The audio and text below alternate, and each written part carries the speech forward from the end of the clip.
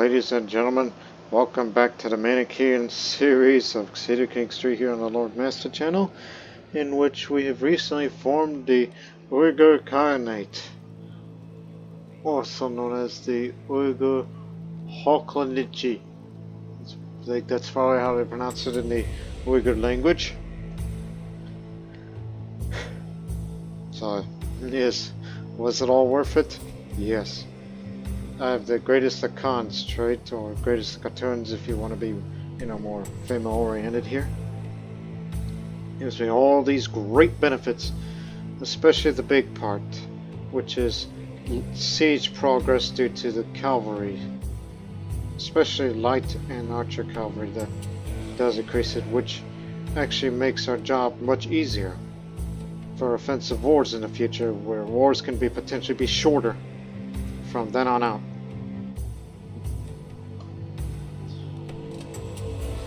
And which does kind of give me an idea. First things first, there's plenty of things to do, but more importantly, I still only have one child, which, despite the great accomplishments, the house is still small. I had two children, but two more sons, but they died from being sickly. So perhaps I can seduce you. Yes, I already successfully romanced you. Despite our differences, I divorced you one time. Perhaps we can try to get along better. At least one can only hope.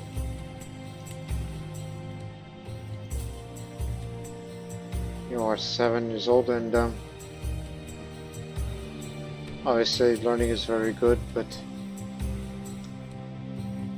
I'd just like to have you with stewardship education for once.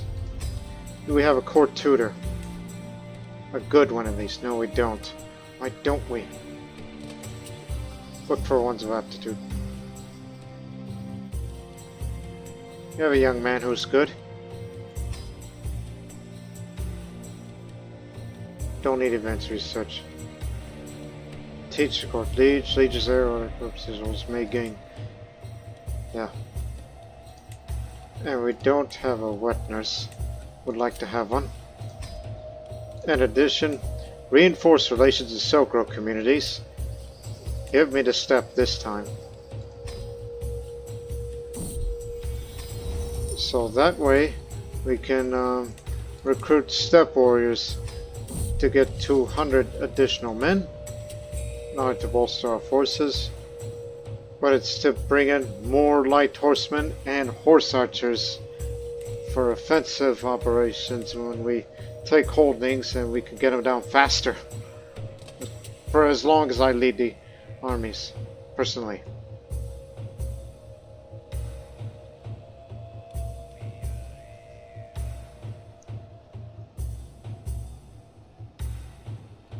But don't worry, despite the lower income, when the recently looted thing expires in 2 years' time, we're gonna make lots of fortune.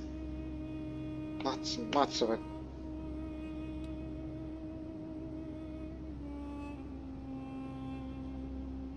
And in next year, the Silk Road will no longer be blocked, and the trade value will go up, and we start making more money. So each passing year will be more prosperous. And also I have special plans in regards to fame. Speaking of which, how about we go hunting? Because my priority right now is to get more fame, because I just thought of this plan. So here's the plan that's going to be the main plan for this episode. This culture, the Uyghur culture, we're still under late antiquity, we're still behind the times, but yet look at the others. Like the Kushinia culture with 10 innovations, and the Vamna, which has 14 innovations. So the Kushinia does not have everything, but since our capital is now in Vamna territory, also known as Qatun Sati, they got all the innovations except those 2 ones that we already have. And they don't have that, and neither do we. But they do have war camels, Khanates, and Yakchals. So, I envy that. Which one would think, why don't you hybridize with them? Well, sure, but look at the cultural acceptance right now. We're getting very close. And if I were to become of the Vamna culture, I'll be the cultural head since I sit on this territory. And I can use that to hybridize with our Uyghur culture. Yeah. But again, need a lot of prestige for just in case.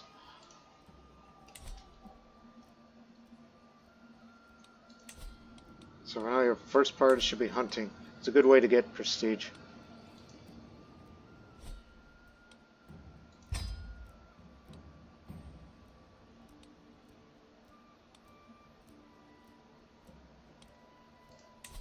Guess we'll go over there.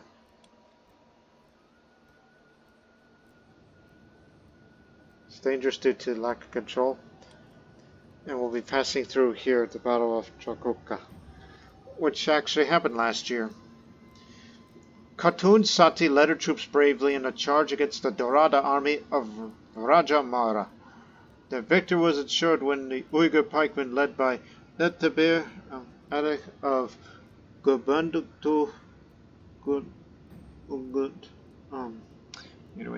pushed back the enemy charged and shattered the morale of their opponents and captured Raja Mara. So when I passed through here, I gained martial lifestyle, which is good. Because I actually want to, switch to stewardship focus when I get one more perk out of it. None of you guys are good at your jobs except you because you're paranoid. So I'll have you in.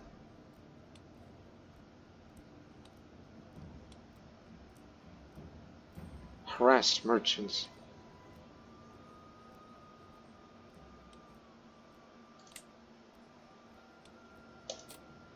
I'd like to have an increased success chance.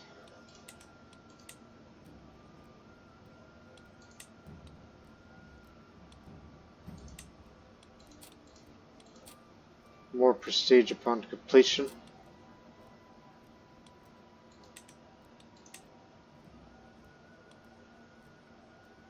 One second. Do we not have a master of the hunt? That we do.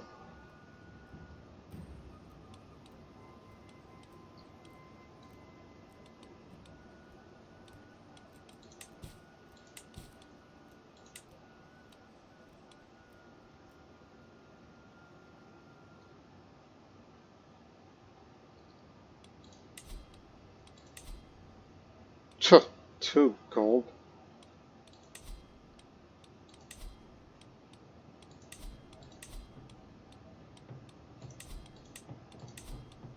One, 4. You people are a bunch of cheapskates. Did I just see you? You've been in prison for 55 years. Did I just see that? That's insane.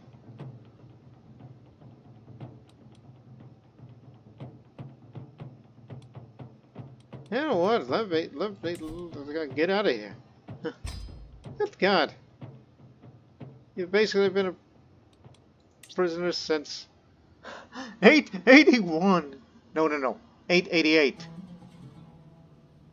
Basically, your whole damn life was prison. Oh my goodness. Oh, yeah, sorry. Just let me let you go. Just goodwill for once. Also, I accidentally recruited her, I think, just out of habit, instead of release, but you get it. You know, just anyone that can be master ransom, just get out of here, now. Now, let's go hunt.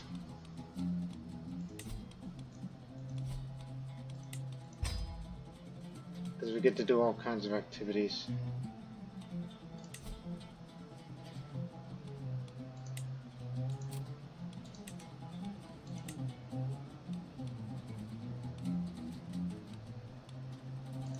for the piety gain and just nothing else.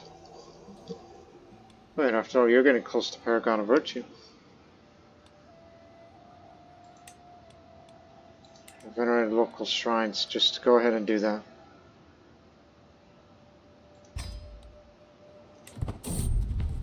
Doing this for the prestige gain, and we wait to pass the time, and for the offensive war opinion to go away.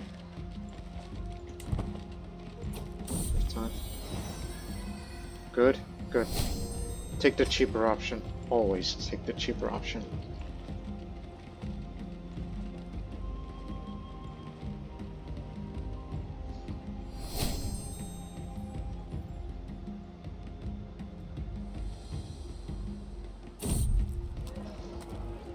During our travels, we were resting at a local tavern to join the local Vanna fair and cheerful folk music sung in the East Iranian tongue. In a merry atmosphere was interrupted by a tall, beefy, and very intoxicated man with one of the smuggest smiles I'd ever seen. He made all sorts of ridiculous statements like all the enemies he'd killed or the women he slept with. After he started harassing our other guests, the tavern staff kicked him out.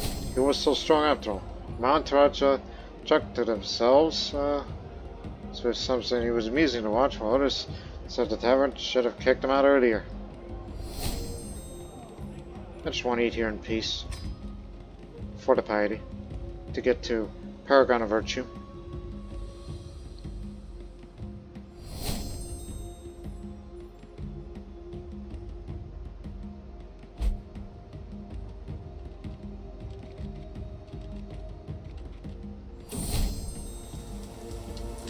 While we rested there, Charles, we were resting when Bush went to search some water. It seems really thirsty. He didn't have enough water saved up in his water skin. Unfortunately, he realized too late that the water he drew looked like standing water. Many are aware that standing water, such as those found in marshes and wetlands, are often dangerous for drinking. Perhaps he was too eager or thirsty and wasn't thinking straight. Anyway, Bush is already feeling a little sick. I know some herbs that can help. The historical context. There's a stereotype that medieval people only drank alcohol or other drinks beside water, as water back then was of such poor quality. However, medieval people knew how to distinguish between water that could be safely drunk and water that is not suitable for consumption. As such, they would, for example, avoid water near urban areas or marshlands while seeking cleaner water elsewhere. You'll be fine.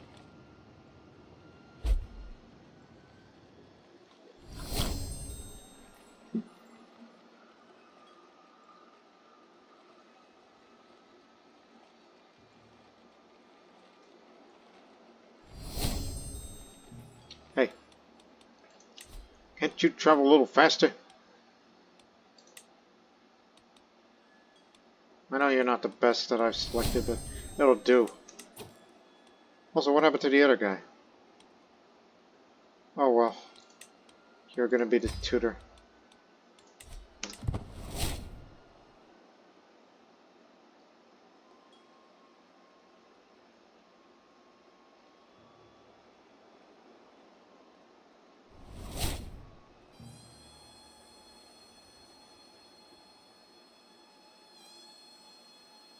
No longer my tutor because you went wandering. And I lost this. Ah, damn it.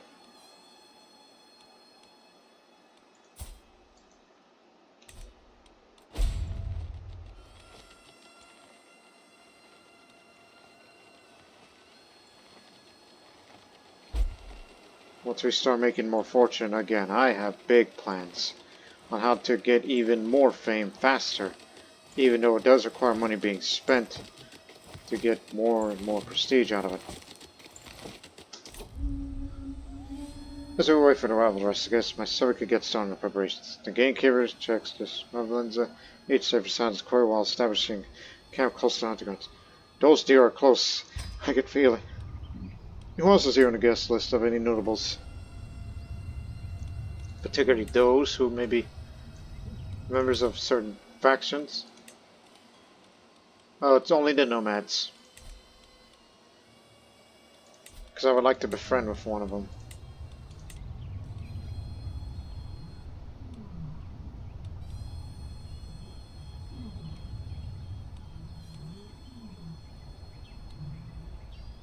Powerful vassal. Befriend him.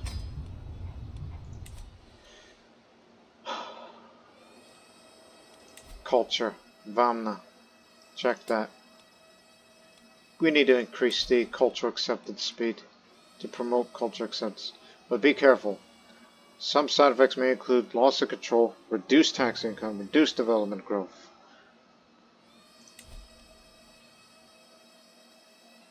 So put it over in Kashgar, just to play it safe.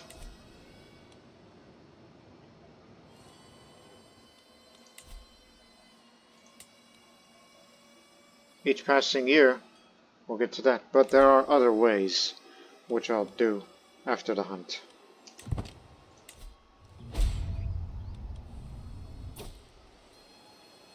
Independence War? Sure, but hunt will continue. Because I cannot be pressed to do such things.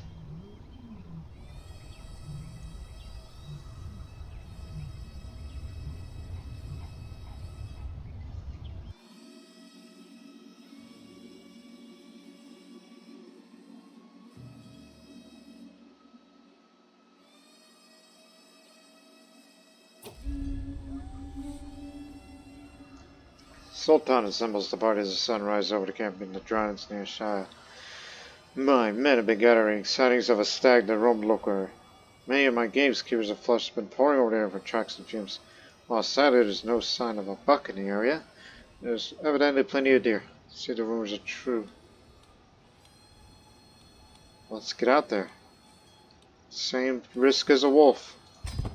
75.3% chance of success. Waiting for a word from the Santowns, my party rests in the shaded copse. Diki stands not far off. It's my chance to impression. Creed Bon Diki, how are you? It's not often we get a chance to talk, albeit informally.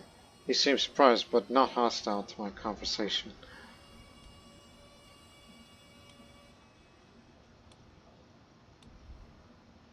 Well, you're a man of diplomacy, and you're content. But I'm sure he's more compassionate. I think I said, I do pity the poor animals at times. What do you think? My words don't seem to make much of an impact on him, for he says nothing. Stanley has moved on to chat with the others. I feel foolish. Well done, Sati. Damn it. My vassal, Wolf, is crouched down on the ground, humming cheerfully. Peking asked this. He appears to have lost all interest in hunt. Qatun, what a bounty of nature. Look at these plants. Truly the wealth of the earth knows no bounds. We do not appreciate these simple treasures enough.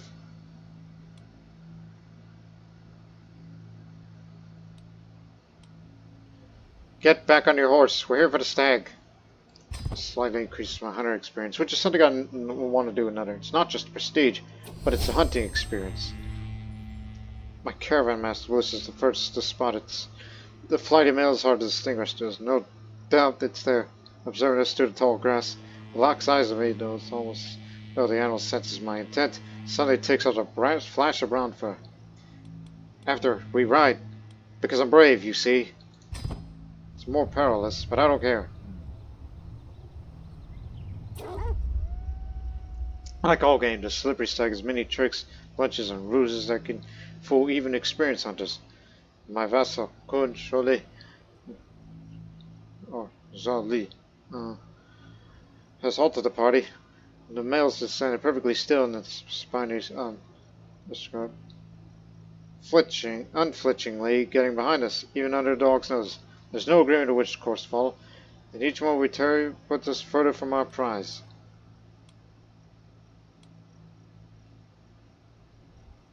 Patience. This should be easy to solve. I think I find a scent.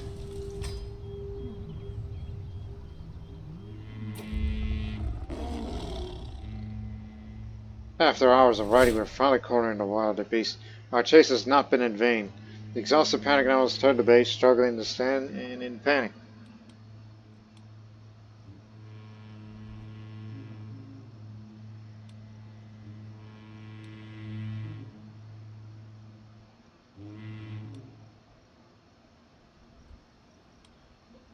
Beers ready. Forward. 2 on the left, 2 on the right. Here's what may happen. 50% chance that the pelt trophy will not be available because, you know, you're ruining it. Everyone will get 100 trade experience. 38% chance the beast is slain. 46% chance wounds someone. 50% chance it kills someone. Group surges forward, defending out the terrified animal. We slowly surround it, spears bristling, but Ayatue takes a strike before we put the beast out of its misery. Quick, he needs help. The Koshinya man. 52.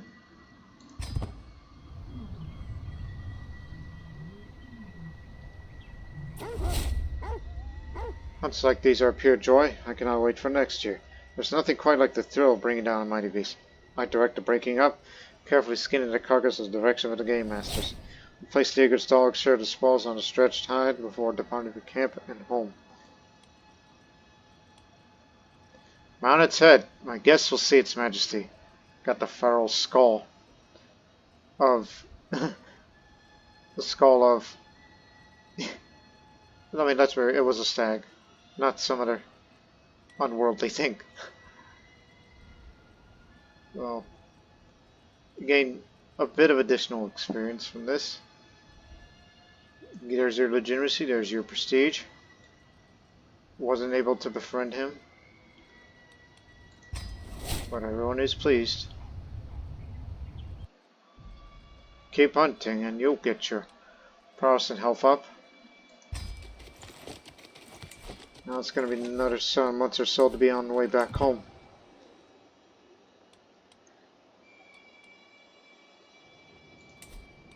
Which fortunately the silk trade will soon get started again. When this Silk Road trading post here becomes active.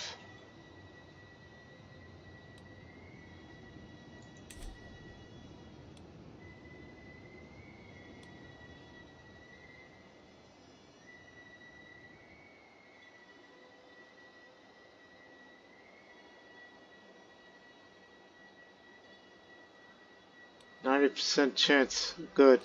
It was initially 75, but it increased over time.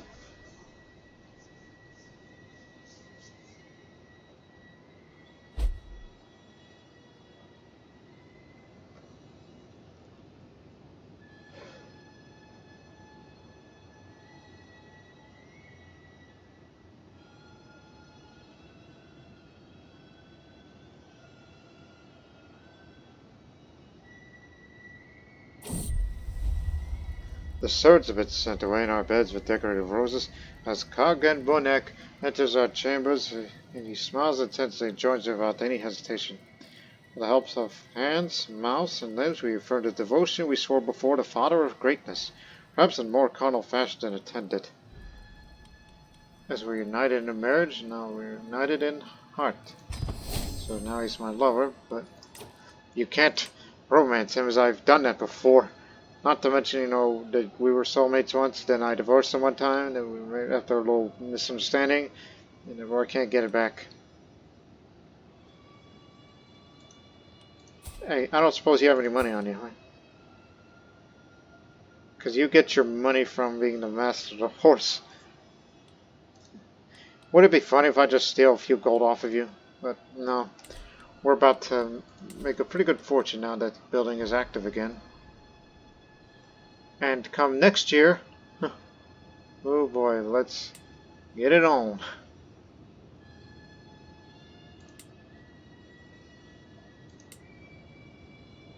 Okay, it's actually February 14th. That's when this tax will increase big time.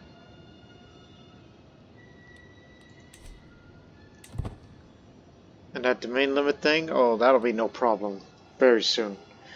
Because I got another plan. Which is something that's, as I said, it's something that I've been kind of against, but I'm going to do it. But first, once I arrive back home, I'm going to take a little trip. Assuming, if they're not at war.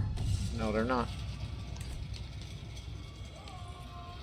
Oh, these nomads raided my territory a tiny bit, but I'm not terribly worried. I live far from the steppe where I kind of don't care about what goes on up there. If those nomads up there want independence, I'll give it to them. There was a commotion among the children today. This was attempting to preach among the fellow youngsters, and became the target of a small fight. Kupa-san intervened and managed to stop the fight before anyone got hurt. Remaining calm in the face of pressure is incredibly important. Good on you. Our journey to Khotan was unfortunately brought us directly to the wastelands of Kehan. We were not prepared to undertake this long stretch of a single source of water. Many of my companions began to look as awful as dried parsnips. Do something fast. I know an oasis nearby that might be salvation. I mean, we're here, so we got to turn around and go back a bit. The trial plan will be rerouted towards that oasis, and we'll be back again.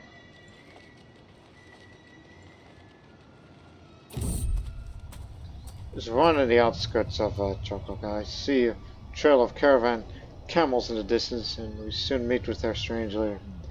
Good evening to you, worthy friend. Come in, come in. I promise you what I have in my stall. Like Khotan herself, well, for more than they seem, she says, showcasing countless shiny trinkets before my eyes. A preservative box. A tightly sealed box seems to extend the width of the edibility of foods placed inside. 40 gold for it?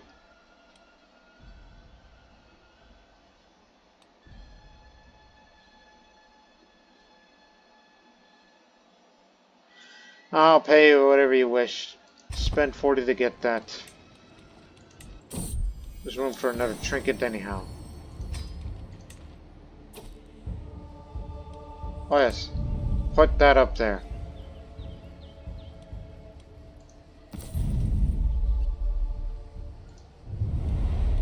I'm in no mood to repair it, so get rid of it.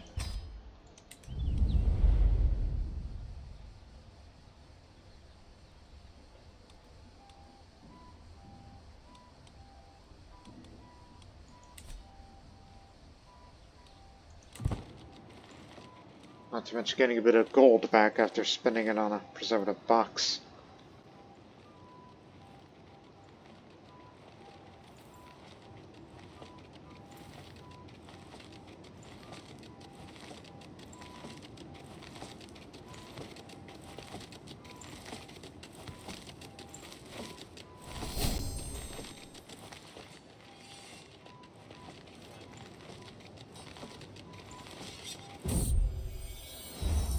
Thank the Father of Greatness.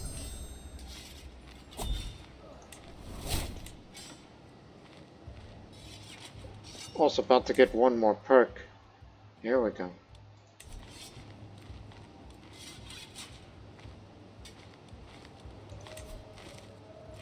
I'm actually going to take one bit of visit.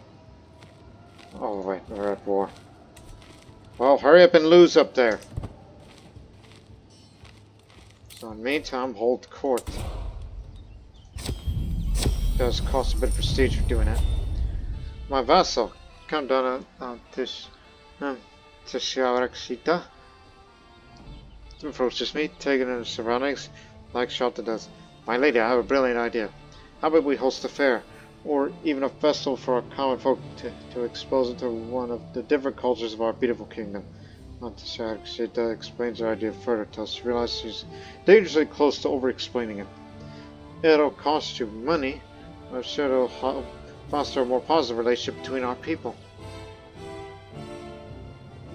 Well, I did want to increase the cultural acceptance between us and them.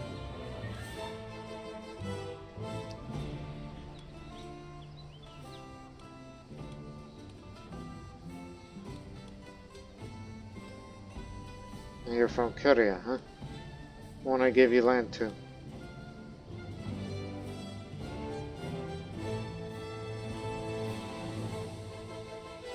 Again, the limit is 40. I'm in no rush, so I cannot spend resources on this. A foreign guest approaches my throne loud with grins. It's been a while since I arrived at your court. I've carefully observed how you rule and address your own matters, both small and grandiose, and I've been nothing but deeply impressed. Among the Karukla was an old tale of a legendary ruler from a distinguished dynasty. It was a story that my mother told me when she was young. I should heard it first from my mother oh so long ago. And now I have the great pleasure of telling you that I think you are the legendary cartoon of the Colic of Legends. And I believe any true son of the Colic would agree with me. Well, I am the greatest of cartoons.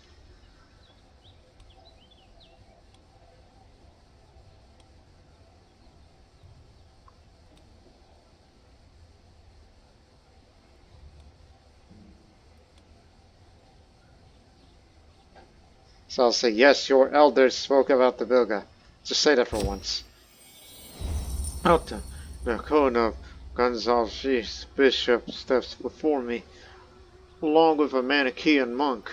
Vague memories of this case springs to mind. Some dispute over the departed Hunian of Shunzong's wishes. Mao Jiang erupts. Qatun, be assured that the promises of the land are pure falsehoods. My mother may give alms here and there, but the whole of Yonam Suzan, it's plainly observed. The monk clears his throat. Name is Yuan, Your Grace. From the temple of Queen Shui. We speak true. Zhengzhou was a pious woman. She spent much time with us before she found the peace of the Father of Greatness in heaven. Mao Jing rolls his eyes, reddening with anger. Turn it to a theocracy, vassal.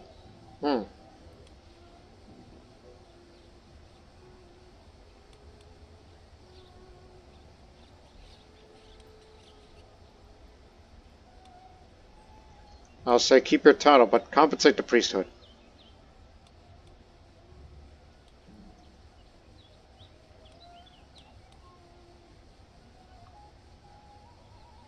Yeah. Just realized I was a child ruler. Don't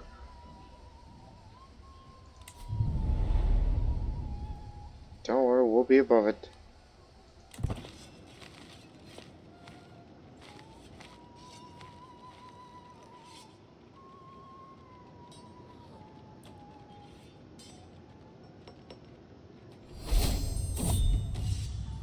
Sweaty and tired and in need of food, a long day trading with the troops is coming to an end. As we search for a place to camp, we spot an old abandoned castle in the distance. Quietly considering, I declare, that is where we'll make our camp tonight. The sun is setting, and with every step towards the ruin looks more ominous. Before long, the soldiers begin whispering about ghosts. Let's venture inside. I'm sure there's treasure to be found. Darkness, dampness, and desolation reign inside a castle, and all traces of life are gone. Far up the decaying stairs, I spot what might be the remnants of lush tapestries and old paintings. Looking down spiraling steps, I see only darkness reaching far down to the ground underneath the castle. We search the upper floors. 74% chance we find a great treasure, 25% chance we find trinkets, and baubles. We find a great treasure.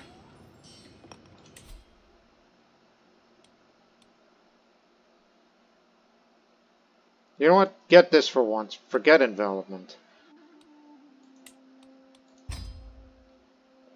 Because since I'm allowed to take offensive operations and we don't have siege weapons, but once I hybridize with the culture, we get to have siege weapons. I look forward to be implementing that. So for now, switch to stewardship. Domain focus. So we'll take that route. And there. Now we're no longer, have to deal with this burden of domain limit and such.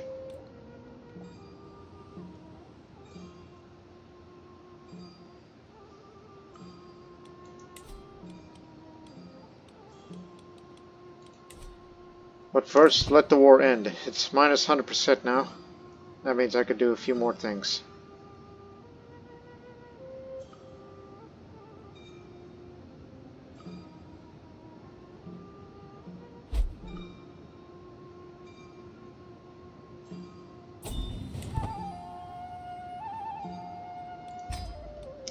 You're not doing anything right now, are you? I'm actually gonna go visit the nearby realm. What for? Get the cultural ambassador. The cultural ambassador or high diplomacy will be recruited on Twitch. You'll hire someone to serve as your cultural ambassador on your journey to disseminate information about your culture to all the baronies you travel through. This is actually an attempt to increase cultural acceptance between us and the Vamna. That's the aim here. Just a short trip.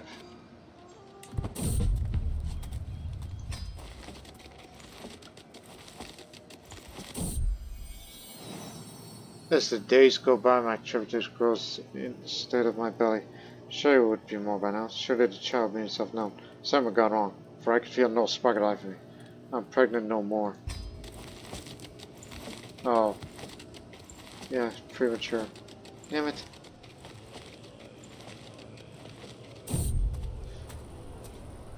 Okay.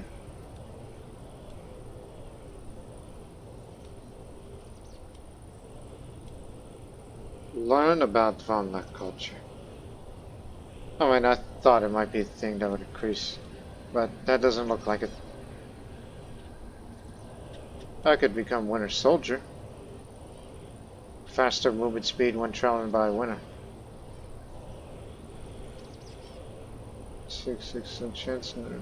You know what? Do that. Learned another new tactic. Ha ha ha ha.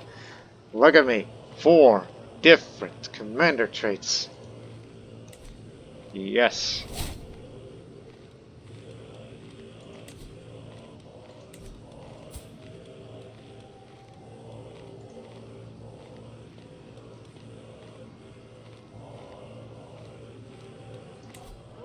Go home now.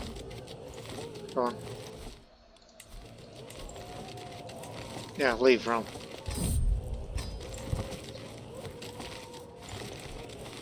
Yeah.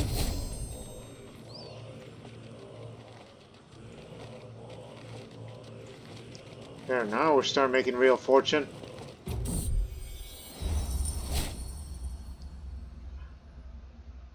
Yes, it did spread the culture acceptance between us.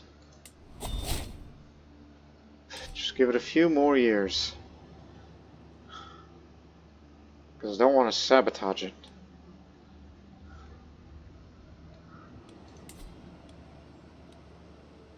Here it comes, 14th of February. This is the current text, 3.17, and now it's 4.79. And then we'll have additional in a couple months' time. Well, the whole text to increase. Now we're talking. And the light horsemen are fully reinforced. But I got another trick up on my sleeve. And this is something that's going to go against the purpose of this series in general. But this is temporary. Yeah, but it'll be temporary. Searching for the new faith of the Uyghurs. There's so many you could choose from. Oh, yeah, you're a Manichean, but if you wish to be Manichean again, you're gonna have to have this trait. If you remain in that culture, but this is for different reasons. Tigers, that's rather interesting. So, obviously the locals around here tend to be Mahayana. But look at what it'll do to Khatan. This has gained influx of religious settlers for the next 25 years, so it gives a bit more holding tax, development growth, and popular opinion to go up. This is just a political move. It's a personal thing for her. Just temporary, okay? Trust me. With my decision to convert to Mahayana, I arranged for the Bhikkhu to come to my court to conduct the rites. With the fate of my immortal soul in question, I can only pray that I made the right decision. Metaphysics aside, I can take comfort in knowing that the majority of my realm stands united under the Samsara, the true Mahayana realm. At least I have Koza to guide me. Just a wandering Uyghur Buddhist monk who's here. And some of you are asking, why'd you do that? Here's another thing. It gives me a couple of interesting decisions. You already have convert to Buddhism. Look what it gives me. You gain the theologian trait. That's more learning and more piety. Yeah, that's good. It gains the trait of Chakravarti. Additional diplomacy skill, +1 martial, still learning. And it makes Buddhists, Hindus, and Jains respect me more. Sati has united the center of the world and is a rightful ruler in its entirety. And the Uyghur dynasty, just like it says convert to Manichaeism, we get convert to Buddhism. +2 learning, bit more piety and more clergy opinion. Paragon of virtue to support all that. Buddhist guidance. Look at me now. I'm a religious woman now.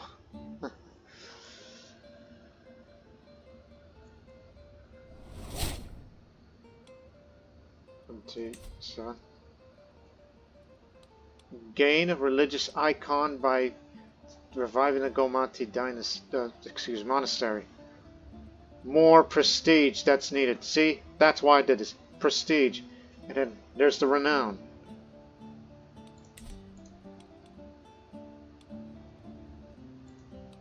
Just for doing that act, did everyone else go, Mahayana? Yeah, some did. But don't worry, we'll revert back to Manichean, which, as we go to Manichean. To convert back, it'll cost you only 250 piety. Only because they're both pluralists. Convert to existing faith is present in the realm. Transmission of faith thanks to Silk Road dynasty legacy. High learning, difference forever. Yeah. And plus, any of those that weren't Buddhist before, well, they'll be all Manichean again.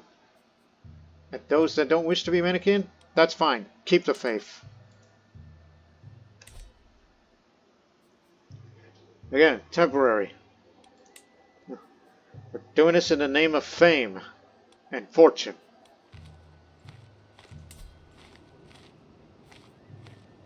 They brought an influx of religious settlers here. It's only a matter of time before, we'll get rid of them again once I go back to being Manichean. And plus you get to do all these activities. Such as, pilgrimage to the caves, which is for both Manichean and Buddhist. You get to go to the Bamiyan Buddhas. Pilgrimage to the Mogao caves, since I am not only Buddhist, but keep in mind, I hold Dong Huang still. And if I want to, hold another domain because of Dharmic pacifism tenet under Mahayana.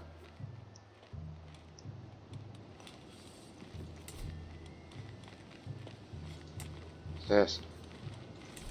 As I said, we get to make real fortune now. So this makes all the obligations which I gave them to the Mahayana Buddhists in the past, they've now been validated. Once I go back to being Manichean, if they start causing trouble, I can get rid of them. Genius. Genius, genius, genius.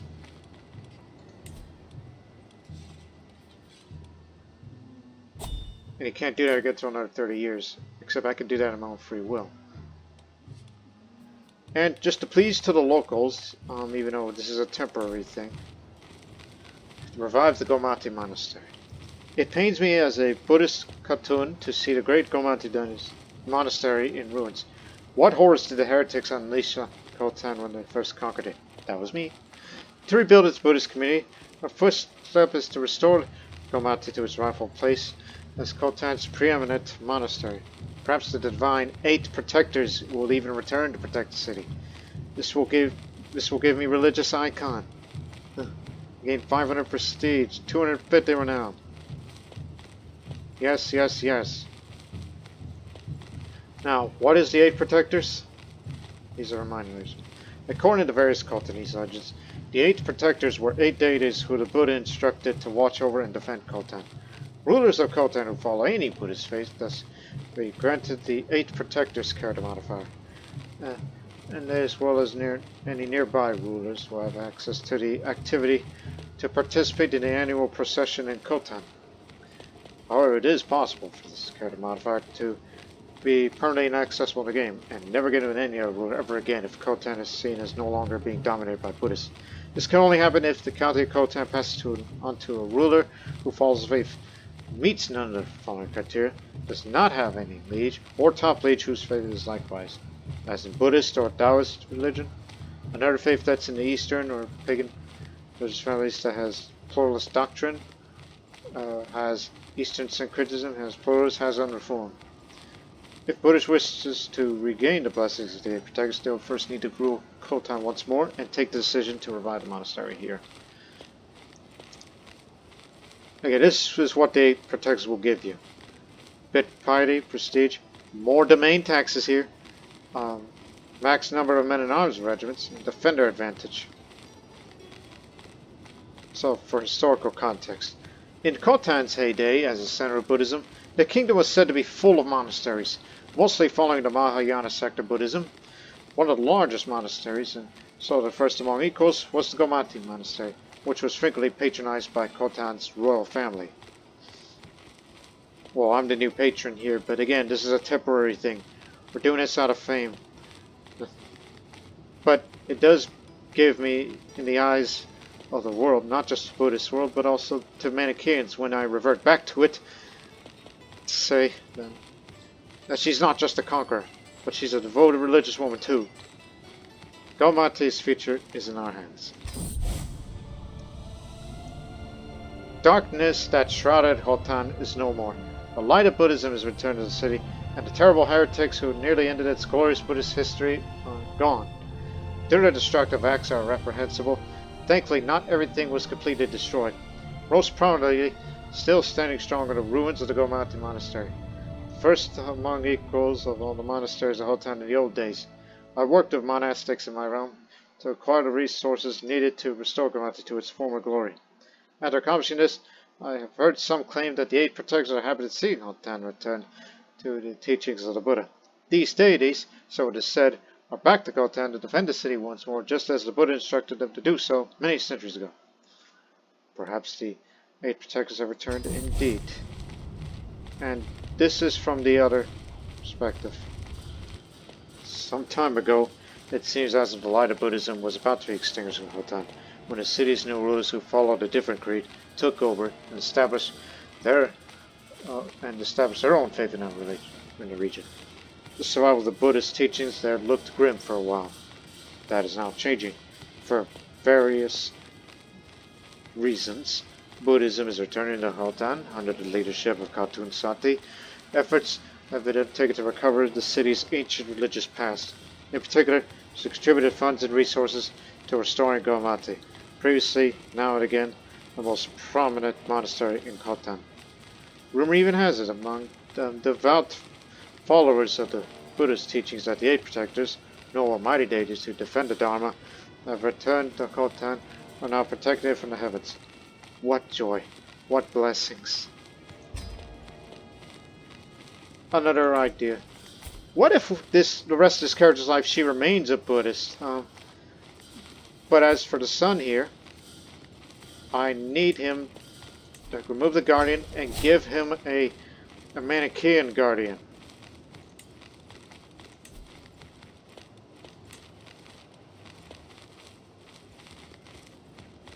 Well, someone with good stewardship. You'll do.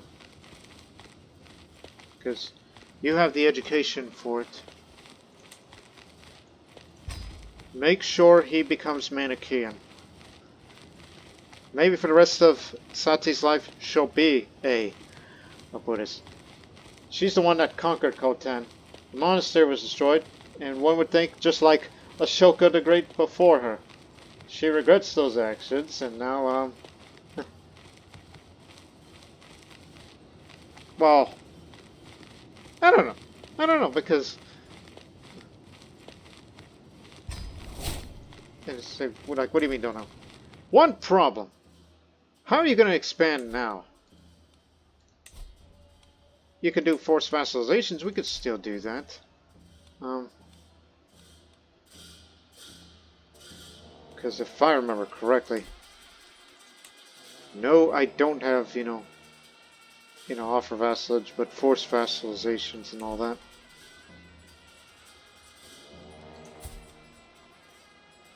But after all, you guys got done. So I think somewhere I have the ability to continue to do forced vassalization. So if you wish to expand, we can bring you in, even if it's from fellow Buddhists.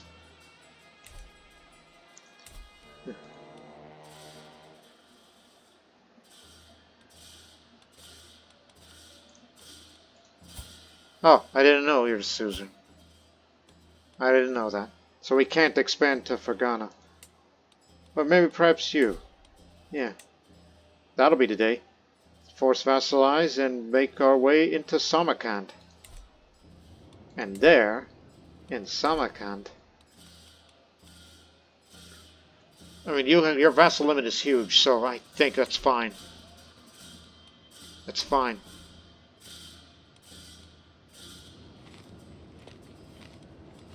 And again, we'll deal with the hybrid culture later.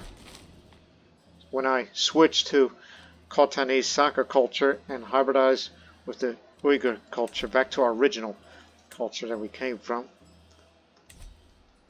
So, yeah, I don't think holy war should be that big of a deal. And plus, it'll be small, quick wars these days.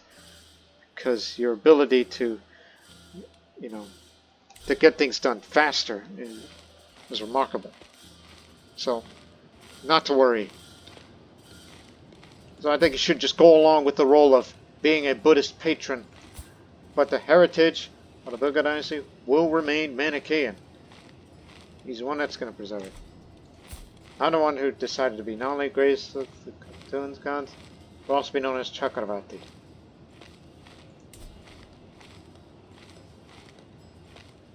But obviously this can't be built.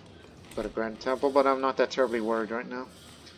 I'm doing this because I need to accumulate a lot of prestige before you have the ability to hybridize the culture, because it costs a lot of prestige when you do that. So, let's make some fortune.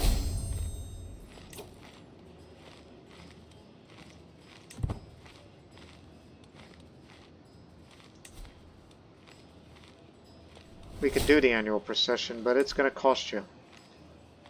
Lots of it. And you have to do it on a certain time of the year.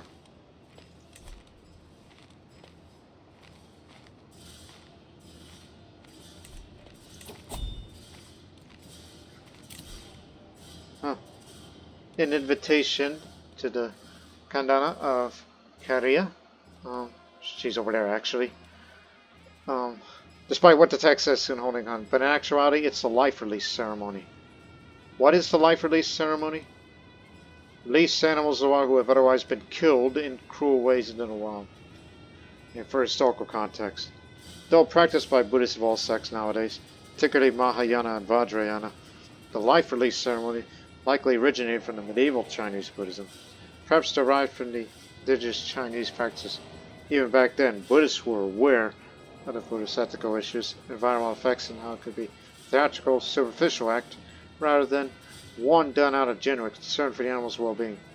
There have been attempts in Asian countries to reform the practice to account for these potential issues. Yeah, I'll be there. This is just to demonstrate, to show you people what is that ceremony that's been done.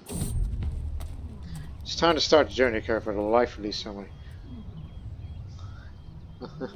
I'm sure the headache and the hassle of organizing this trip will be worth it in the end when we reach our destination, or at least I have to hope that is the case.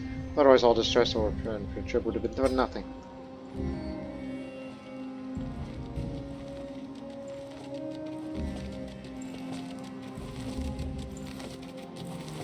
Plus something to pass time while we accumulate wealth again. The Mahayana sect of Buddhism is uncritical about the importance of demonstrating love and compassion for all sentient beings, including animals. In order to put such ideals into practice, I will coordinate a major life release ceremony with the local bhikkhus, monks. We will purchase and free animals that originally intended to be slaughtered, typically for human food, or to be fed to other animals. In doing so, we can save them from needless suffering. Of course, I and the others who participate in this ceremony will also accumulate great merit for this. We will help all sentient beings. There are only 4 guests here, including myself. As my predecessor, at least in some counties, decided to apply harsh laws to keep people in order to dread high, it's now my time to review the policy to set my own path for my own decision. Tok'sun, you no longer have harsh rule there.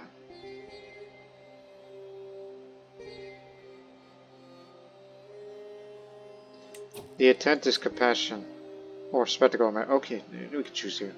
So, for compassion, every Mahayanan must do what they can to alleviate the suffering of others, animals included, as taught in the Buddha Vajrayana. The character modifier in this activity lasts 10 years instead of 5. Okay. Spectacle. Want to prove to the others that you're also devout follower, Siddhartha. You're required to show you'll gain 50 more prestige on top of what you already get. And merit, whether you feel enthusiastic for this activity or not, hold the performer's life ceremony will bring you much positive karma. Well, I'm all about prestige, you say, so it'll be a spectacle. Just prove it. I'm not doing this out of compassion. Thank you. Let's begin. Today is the day of the life release ceremony for the turtles, hosted by Kadana Antishara Kishita. Besides everyone who accepted our invitation, the local Bhikkhus arrived in our residence to assist us. They'll lead us through several rounds of prayers to bless the turtles so that they can be reborn in better circumstances in their future lifetimes. Afterwards, we take the turtles we purchased to a nearby lake. They are released by the shore of the lake, where they will have all the food and shelter they need. Finally, we return to a temple where the Bhikkhus gave us various sermons on the Mahayana texts and why we must cherish and love all sentient beings. May the animals and all beings be freed from suffering. The life release ceremony has been concluded. Many animals and our fellow sentient beings have been released into the wild. Perhaps they might even find an auspicious rebirth as a human one day. So she gained a lot of piety for this and some prestige. So this is what she gives for the next 5 years. And since we participated there, on my end, it's only 5 years.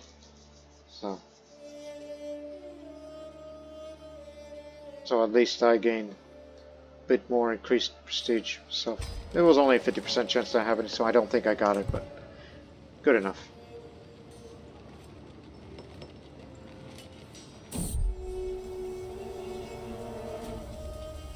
We passed through that road, but there was no toll road. We have stayed on the road slightly too long, and the sun started to dip below the horizon. Out of the surrounding terrain, shapes start to emerge from an angry looking and armed figures.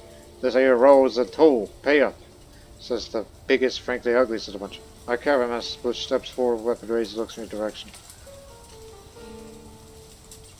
Tolls are for peasants on the Qatun.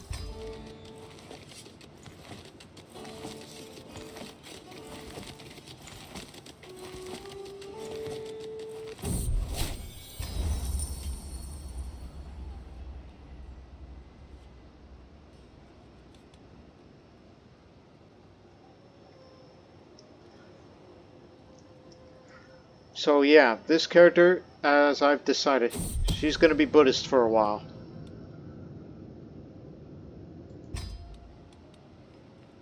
Get to do all kinds of decisions and ceremonies and such. Hey, you could select a personal meditation deity. Is my old one gone? No, it's still there for the Manichean one. This is the one part of Manicheans that has not left me. But I could now select a personal meditation deity.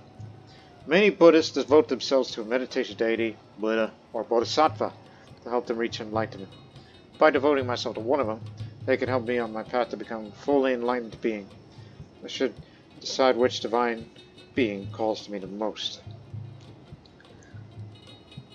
Although I previously played as Buddhists in past playthroughs, but I intended to be Theravada, never Mahayana before. So you don't typically see that because the Mahayana sect has that Pali tradition.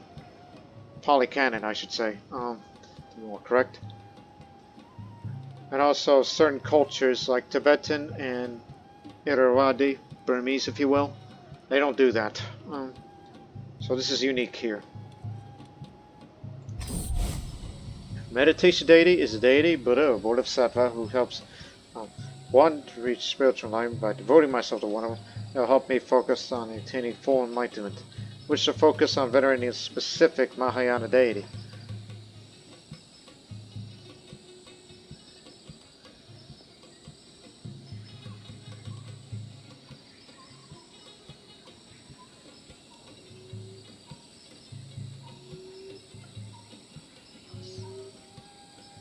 I'm all about health these days, so I'll say Vaisajya Guru, the medicine Buddha who cures suffering. Just to keep me healthy for as long as I possibly can. I can make donations to the Nalanda University and the Mahabodhi. Best ways to get more prestige and renown and all that. And if you so wish, if you got more gold, build a local Buddhist religious site for additional piety, prestige, or renown, or whichever you need. And you can grant land, but you have to do that if you're in India, and I have no plans to expand to India. At least in this current one. Because remember, there's that Manichean holy site over in Kashmir. And I can meditate in seclusion, which I might as well do that. Because you ain't got nothing much better to do as you accumulate wealth. Embarking on an inner journey through meditation is no trivial thing. Many preparations need to be made, at least of which is deciding where I shall retreat to. The location I choose to meditate in will heavily influence the outcome of my journey.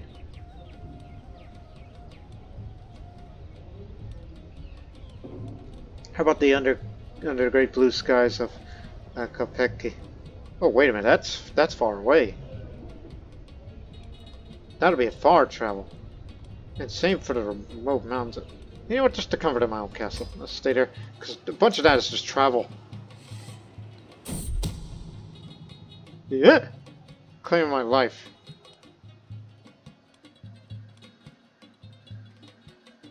Draw my blade and advance towards the assassin. 5% chance I may die. And I guess my bodyguard got killed because that successor just popped up. Don't forget, you're still fabricating a claim around there. You just got murdered. Need another bodyguard. In fact, I need more men. Invite the Bagatulas.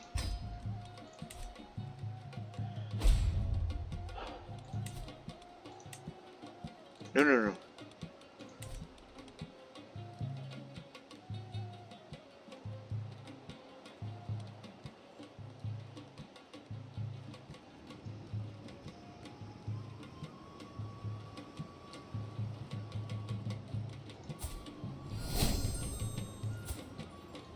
Get in here.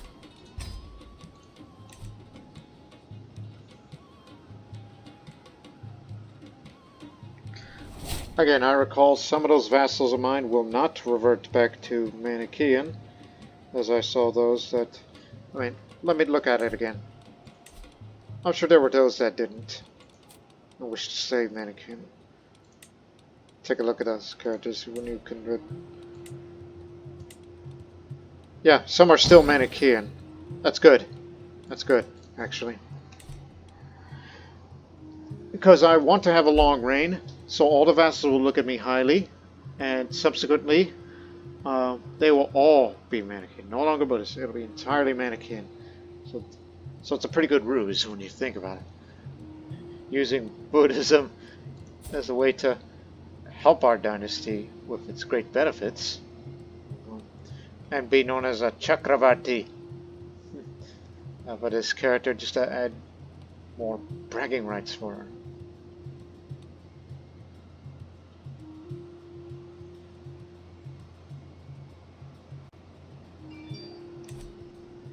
And all that.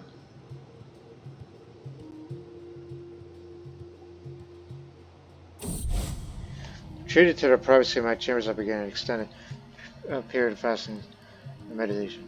I soon grew impatient, however, no matter how sat still or how hard I was unable to feel anything but boredom. Alas, I didn't get any stress, but it's our way of saying, oh well. I'll soon get back to my duties. And participate in many activities that will bring me fame. And fortune. And merit. Because when you have a high, same faith, clergy opinion, they respect you. Right, now that I'm here,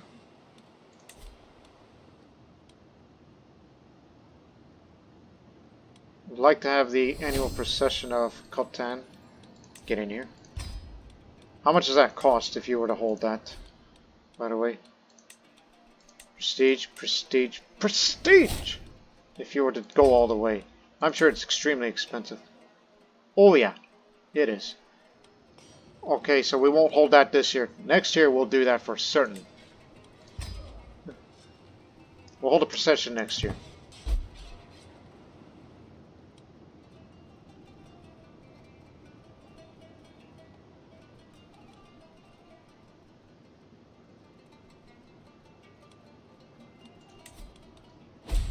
But I could patronize a Mogul cave, but I want to save more money for that. Come future. Hell, if you want to bring even more, you can establish a trade route, but it depends on your stewardship skill. Which is pretty damn good now. So I'll consider that.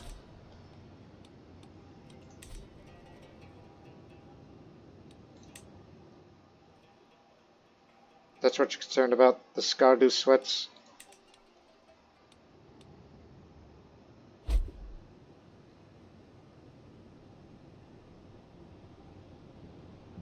Oh, and another reason of why I keep getting more prestige.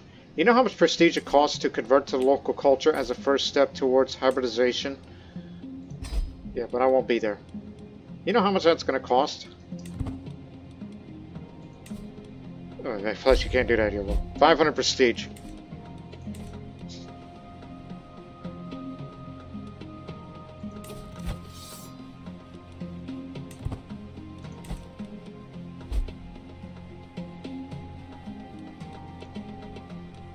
So yeah, it'll be only a matter of time before I start going to war again. Forced vassalization here, and then Nosrasana, and then Samarkand. And possibly the rest of Sogdiana as well.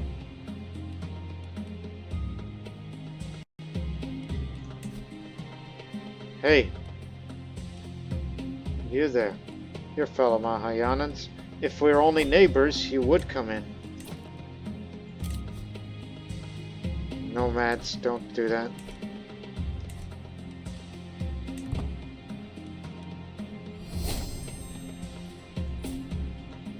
A giant.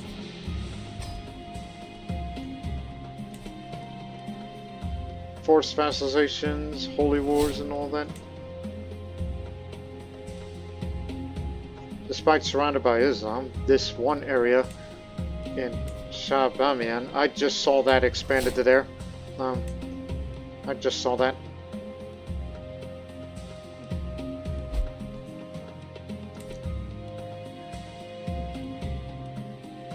I'm not saying trying to make fellow Buddhists join me. This is, again, it's a personal matter. It's an ego thing. That's a raid. Good, son. Good. Stay Manichean. Stay true to yourself, alright? There will come a day where all those vassals of mine will be all Manichean. But all they have to do is for all the vassals to like me and respect me. That's what they need to do. Without causing any factionalism. And wars will be done quicker. 20 gold a month. Amazing. And don't forget, some of that comes from tributaries. But certainly by domain these days. Especially here. During the daily management realm, I've learned the several different opportunities I can pursue. Each opportunity has great potential, but realistically I can only pursue one of them.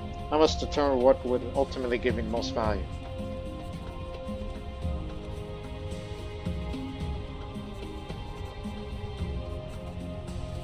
very good book, artifact, or securing those trade deals. Oh, by the way, those Manichean scriptures, well, they're kind of useless as I'm a Buddhist now. I can't write them anymore, but don't worry. Maybe I'll find something. Unless you want more money, because remember, donations. Yeah, hold on. You know what? Give me more. I want to have lots of it. I'm in no rush to get another artifact or anything of that nature.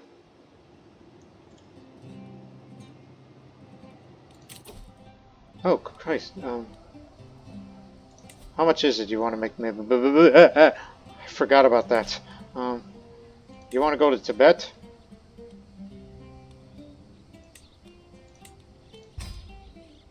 Alright, you'll have it. To Tibet with you.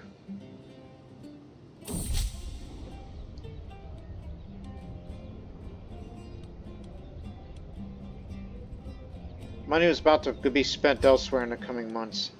Because I'm going to do that procession of Buddhist images in Khotang.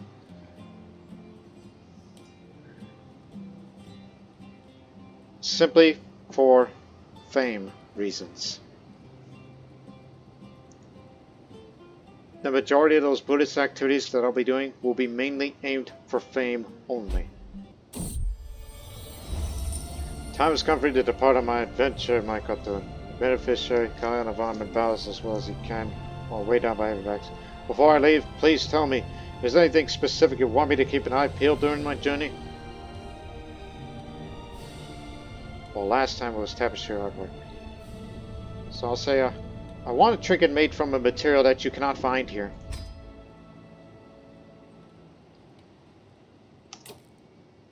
Alright, let's do it. Annual procession in Khotang.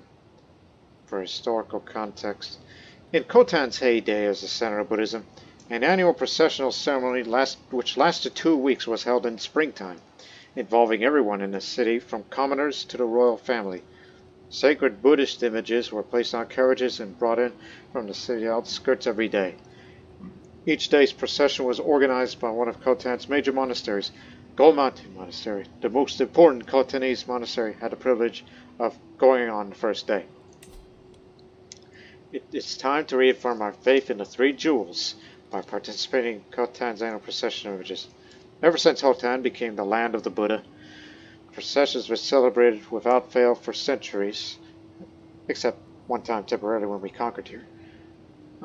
Everyone in Khotan is involved, from commoners to monastics to royalty. You will have piety, participated of this modifier, chance to receive blessings. So, nobody's at war with me at this time. So, you could patronize none. You could patronize others. Patronize Mashe. But most importantly, patronize Golmati. Out of Khotan's so-called 14 great monasteries, which Chinese Buddhists called Da Seng Jielan, Golmati is undoubtedly the greatest. All know of its splendor, and its role in Khotan's annual procession is unmatched. It is only right that we support it. So this will increase the cost by 120 gold, gain 150 prestige by the end of this activity, and gain 25 renown at the end of this activity if you are king or emperor rank, or if a devoted servant of level of devotion or more. Will obviously be held here, but we can go further. So, this is for piety. Lower chance of gaining a blessing modifier. 40 gold. Geez, 300. We'll make it grand, so we'll have a higher chance of receiving a blessing from the 8 protectors. In order to gain great merit, we should donate as much as we can to Khotan's monasteries on this important occasion. Any of you guests who wish to join, anybody that wishes to be there around, you may do so. And including this one woman, Kengi, this Sogdian woman who's been in prison for nearly all of her life. Well, I hope she'll be around long enough to see what we're about to do here.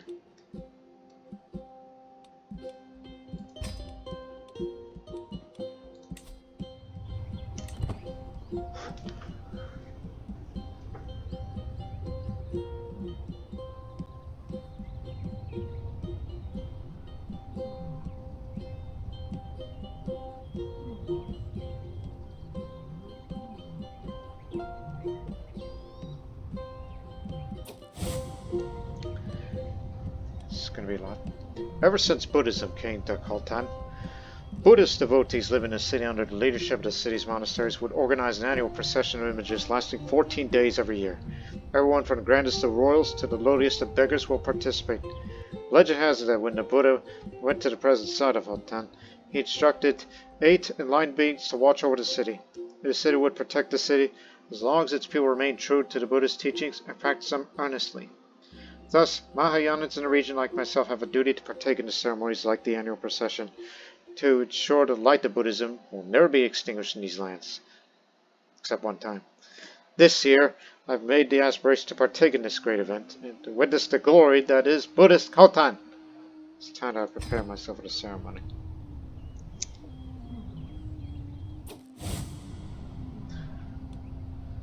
The day we've been waiting for has arrived. The annual procession of images is underway in Khultan. Every day for the next 2 weeks, one of the region's major 14 monasteries will bring holy images of the Buddha and other enlightened beings into the city atop beautifully adorned carts. I stand together outside the city gates alongside notables who have come for the occasion, and gaze as the first procession from Gamati, the greatest and most esteemed monastery in Khultan, arrives with great pomp and circumstance. As ruler of Khultan, it is my duty to formally receive each procession, such as is the tradition for as long as anyone can remember. Once the cart arrives at the gate, I step forward, barefoot.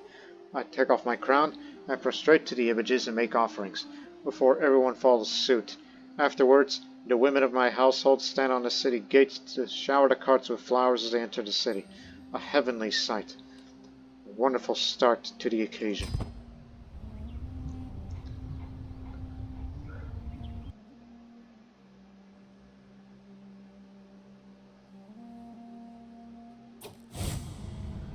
Well, these last 14 days have gone by in a blur, but such is the nature of impermanence as taught by the Buddha.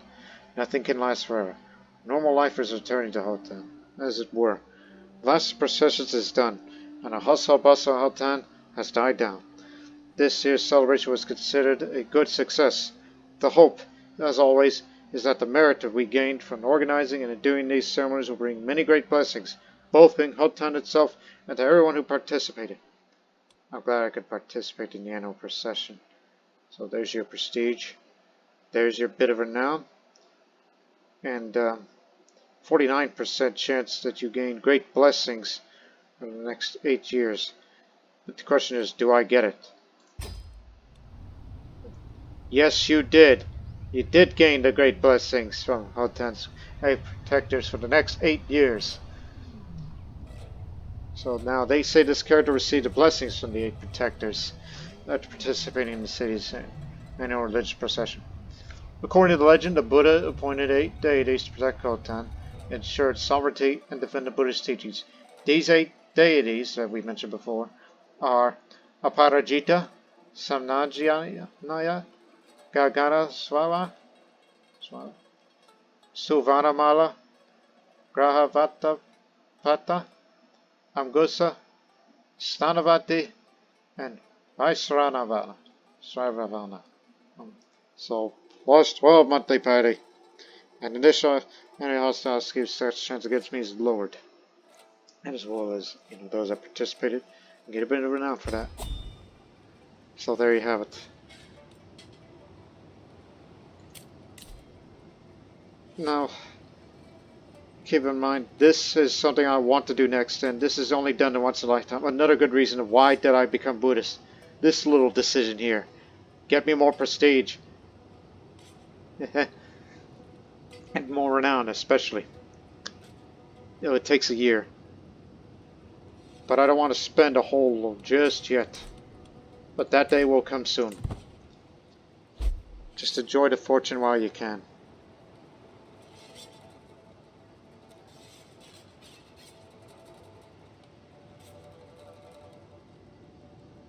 There will come a day.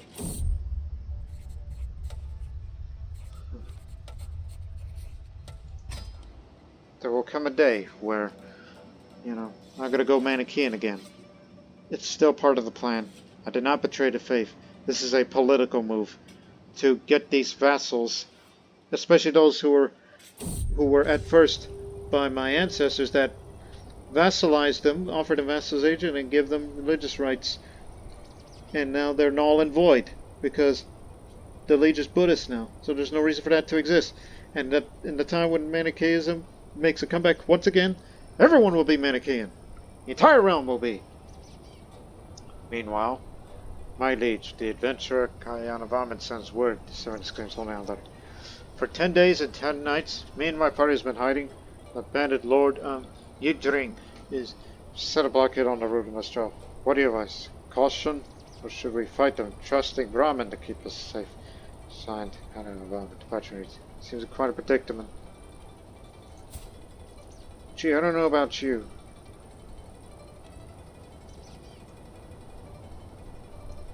At least you won't get killed.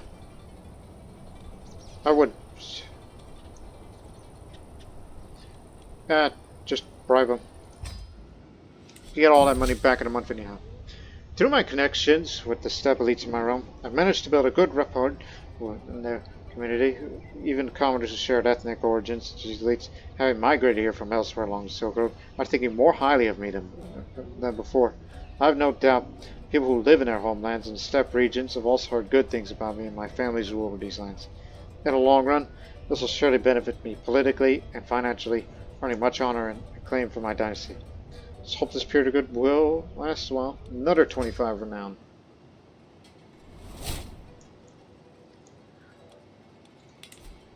Yeah, you're an old crappy bodyguard, so we do need a new one.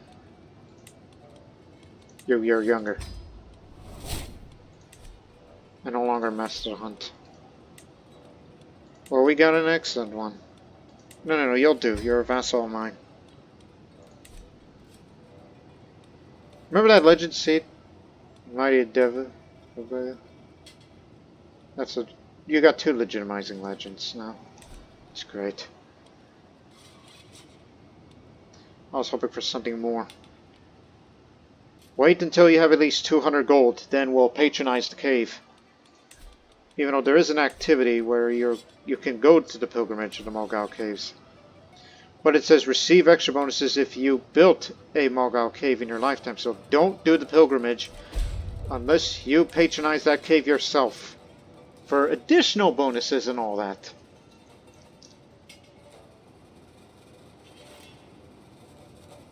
That's smart, you see.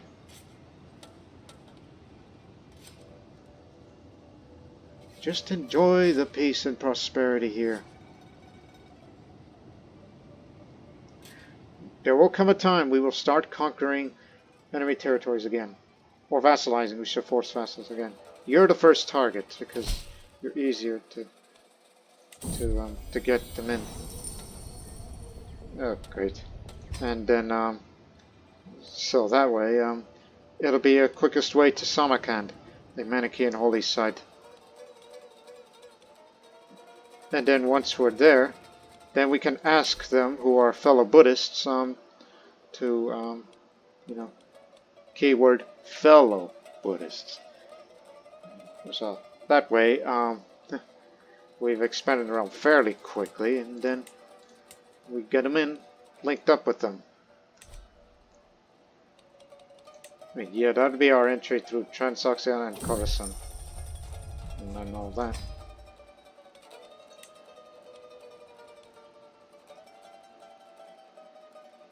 I mean, I can't go through Fergana because that area pays tribute to me. It has a suzerain, but the suzerain of the suzerain is to me. If you understand what I'm saying. Anyways, let's patronize a Mulgal cave. We need closer bonds with these groups. The Mongol caves have stood near Donghuang for centuries. Generations of local elite families, occasionally those as far away as central China and Khotan, have funded these ever-expanding network of grottos. I should sponsor my own contribution to this religious site. The cave will take about a year to construct. When it's complete, you will earn prestige, piety, renown, and positive character modifier, depending on how large the cave is and what artistic theme you choose. It can only be done once in a lifetime. And I can do that because you're a Buddhist. The Mogul caves, for historical context, are a system of over 500 temples, shrines, and other religious structures carved into the mountains by Donghuang, dating from the 4th to the 14th centuries. Many caves were sponsored by elite clans who had lived in Donghuang since the Han Dynasty. They represent the evolution of Buddhist artwork across the millennia. Their rediscovery in the 20th century has been a huge boon for historians for studying the region due to vast amounts of art, material artifacts, and written documents found in them. Let's choose a theme for it. One is family lineage. Show your clan's devotion to Buddhism. This is for more prestige and piety. The Jataka tales retell fables to teach proper morals. This is equal amounts of prestige and piety. Enlighten the beings. Venerate the higher beings. It's more piety and prestige. Since we're all about prestige these days, the world must know of the nobility and righteousness of my lineage and my kin, how we contributed much to the flowering of the true way. So we say. 4. The Three Jewels. The Mogul caves have stood for centuries as a testament to the truth of the Dharma as taught by Lord Buddha. Now, I have an opportunity to gain merit by sponsoring the construction of a new cave at Mogul. I've specified to the artist I've hired that I want the cave to mostly focus on showing my family's devotion. The world must know of the righteousness of my lineage, and I would contribute much to the flowering of the true way. Besides the artistic direction of the cave, the other thing I need to determine is the cost. It will depend on how big I want the cave to be, and the level of detail and quality I'm expecting. I've already set aside some funds for my cave, but if I want something bigger and grander, I have to likely spend more. How big will this cave be? Modest is 75. Decent sized cave, 150. Large cave, 125. Okay, we'll be under depth just briefly. Large cave. The cave will be expensive but amazing. So yeah, the more you spend on a cave, the bigger rewards you'll get at the end, including piety, prestige, positive character modifiers. This is your doing. Okay. After a year's time, when it's finished, I would like to go on a pilgrimage to there myself.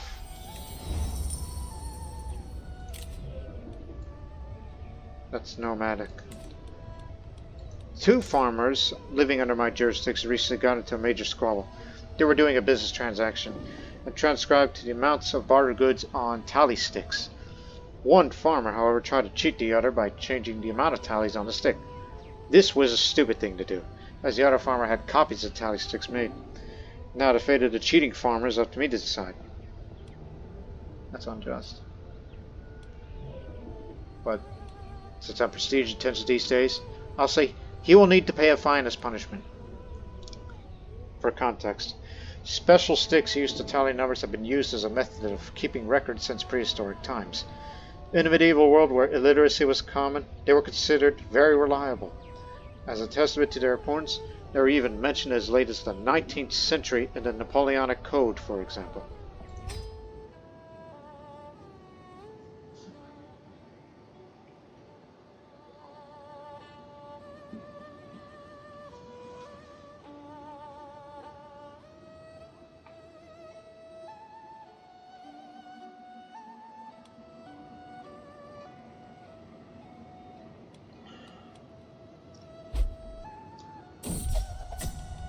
There's been some delays with my cave at Mogul.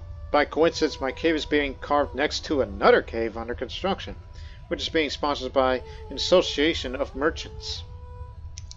Unfortunately, there have been some clashes as to the boundaries between our caves, even a few scuffles between our work teams, though thankfully no one got seriously hurt. The legal authorities have ruled in my favor, but the merchants still seem upset. Well, since I have high diplomacy, I say, why don't we combine our efforts and make one big cave? Bigger than big! With my cave. So, surely, with one massive cave, we could both honor the Buddha, Dharma, and Sangha even more than we work separately. This option will increase the bonuses received from your Mogao cave when it's complete. So, even more bonuses. The merchants were surprised by my gesture and have accepted my offer to merge our efforts to make one large cave instead of the two smaller ones, utilizing our laborers and artisans to combine their skills and art together. We all forgave each other for our transgressions towards each other, and we laughed at how silly our squabble was. The Buddha taught us not to be misled by afflictive emotions after all, as this causes negative karma. How wonderful that a good thing came out of this initially hostile situation. Now the cave will be even bigger and greater than before. A happy ending, so I got a bit more additional prestige and piety. The world's largest Mogao cave out of all of them inside. That's what's coming in the future.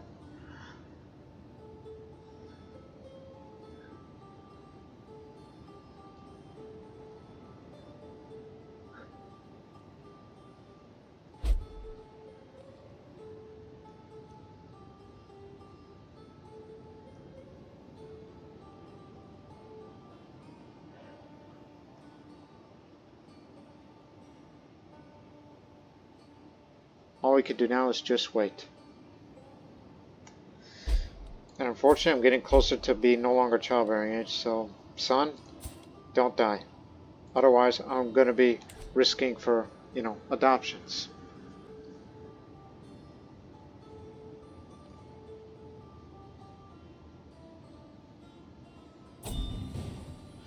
It's alright.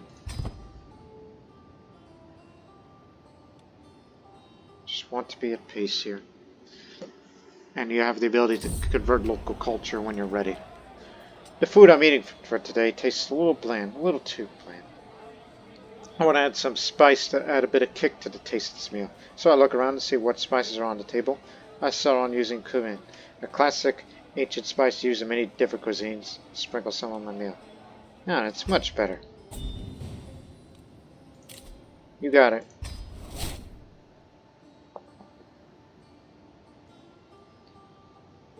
I'm waiting for the cave to be complete, and then I will begin my pilgrimage. While strolling through the garden, I noticed an anthill just off the path. I consider calling a servant to remove it, but something compels me to kneel down for a closer look. What I see is nothing short of astonishing. A swarm of red ants moving in perfect unison launches a coordinated assault on the black ants defending their nest. The reds advance like a well-loaded machine. The numbers are overwhelming, the strategy ruthless. The blacks, however, stand firm, their smaller soldiers forming a defensive line to absorb the brunt of the attack. It's a battle of strategy, strength, and survival, a microcosm of human warfare. From this vantage point, I can't help but marvel at the parallels. The ants fight with ferocity and discipline that rivals any human army. I wonder who will emerge victorious. Since I've been the aggressor these days, Team Red, gain aggressive attacker. Because we will go on the offensive again one day.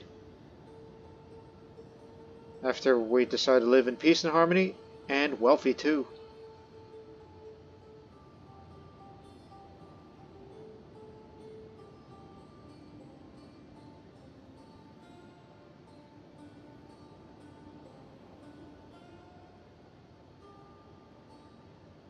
Again, there will come a time that I will become Manichean again. Alright. I'm glad that decision to convert to Buddhism was there. It was meant for Turkic cultures, but I just, since I'm Turkic, so I'm allowed to do that.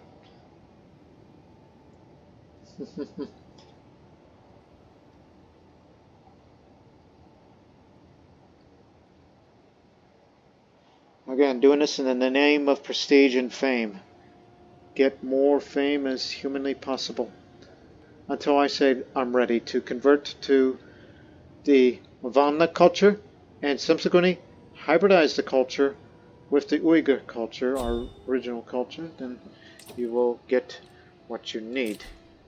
No, no, no. Can't do that.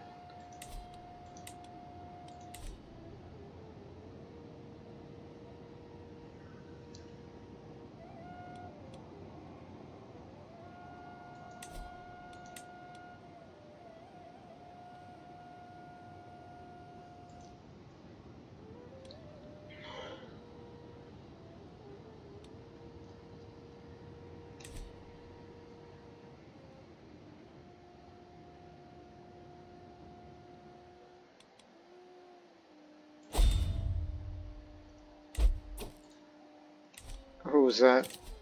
My steward.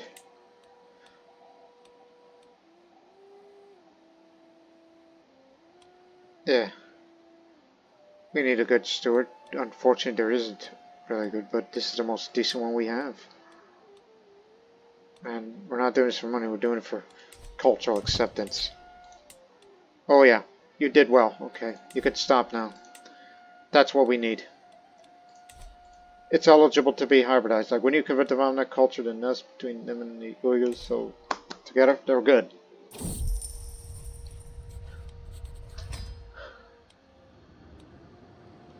But right now, I'm waiting for the cave to be finished, and then I'll go on a pilgrimage to there.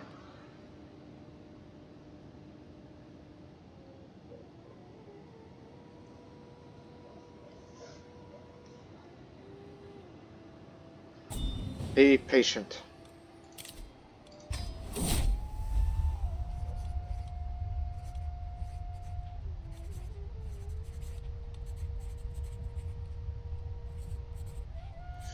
Well, why not?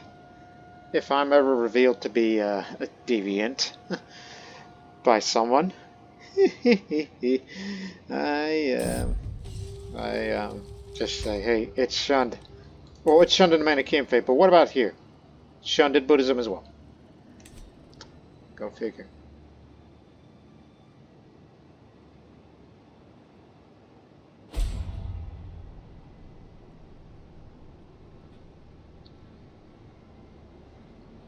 It's been a year since I've commissioned patronized a cave to be constructed, and it's complete.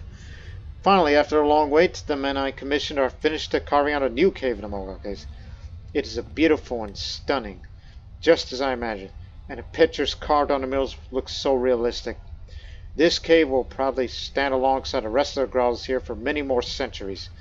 A testament to the glory of the three jewels. A job well done.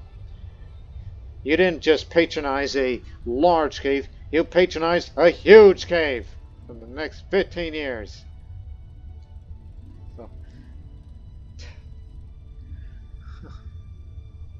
this characteristic patronized an extremely grand new Buddha grotto in the Mogul Caves near Donghuang.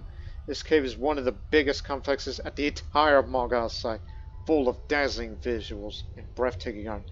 And again, it was about family and lineage, not Jakarta tales or enlightened beings, but her and her ancestors that came before her, even though they were all Manicheans. But it would be specifically being for her as being this patron of Buddhism. But deep in her heart, there's that Manichean heart, the light that is not going to be extinguished anytime soon. She's not fell astray. She's doing this because she feels what's right, even though many of the hardcore Manicheans may not think so, but she just wants to face an army and all that. Next 15 years, plus 4 diplomacy, monthly piety and prestige, plus 12%, 0.80, renown of monthly. Dynasty opinion, even though there's only me and my son, 16. 375 prestige, 125 piety, and 100 renown. Job well done. Murdered. Yeah, you can have it.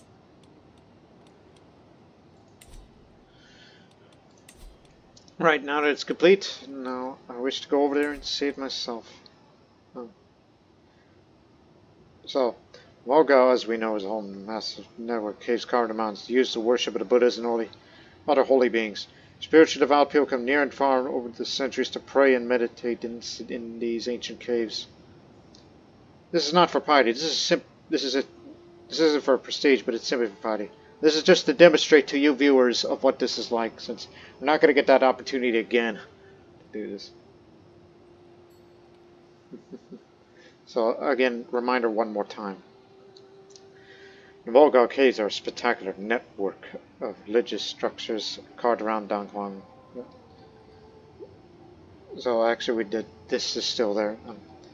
So, two dice substances. Simulation of foreign art and diverse people's cultures, which I do have it, makes the decision cheaper and allows anyone in the Terran Basin to access it as well. Not just those within the Heji corridor, which is described as being from this outline. Although it's kind of changed a bit because of some map changes when the Kanza Step update came, which is something I have to point out to Cybrex Combat. Devotion, observance, pious performance. We don't need legitimacy, it's already at the max, so religious observance. Add more popular opinion. We're gonna go over there. How much is it now for a Silk Road merchant? 12% chance increase. And also I'd like to take a trip to Sube as well. For a bit. Then we'll turn around. For additional martial lifestyle. And apparently not visited there as well. We'll have to rectify that. Oh, and in addition, yeah, make more offerings. This is for development. Progress increases the capital here in Hotan. And this is for renown, in addition to prestige. Just like the physical caves, it's very similar. Be a role model, more prestige. And we're spending quite a bit. Hopefully we make a few deals to try to get some luck out of this. For centuries, the caves of Mogao stood as a testament to the glory and the truth of Buddha's profound teachings. Generations of Buddhist men and women have etched and carved their piety and devotion onto the walls of these caves for the benefit of sentient beings, and even more men and women have come to visit to worship and pray and ruminate on the wisdom and compassion of the Buddhas and the Bodhisattvas. Now it's time to come for you to travel to the caves to worship and pray as well. I look forward to this religious experience.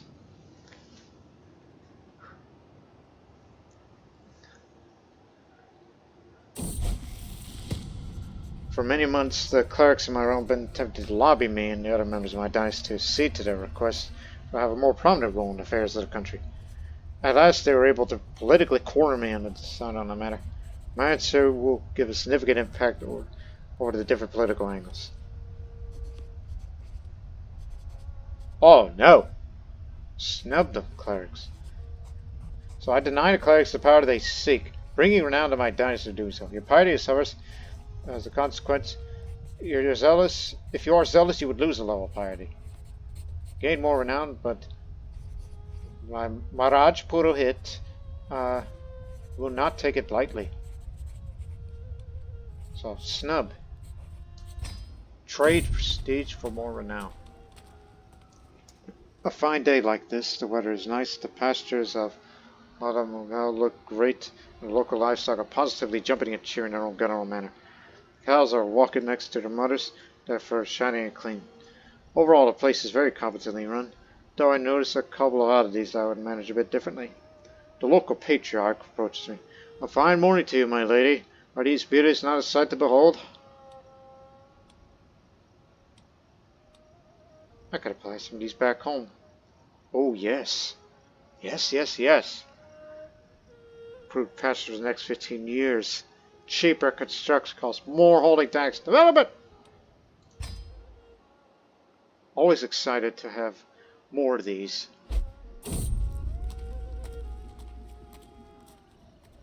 Alright.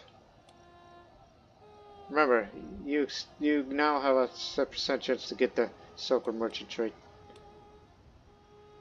You can gamble for it, but our income is so damn well, just stick to the initial agreement no matter what.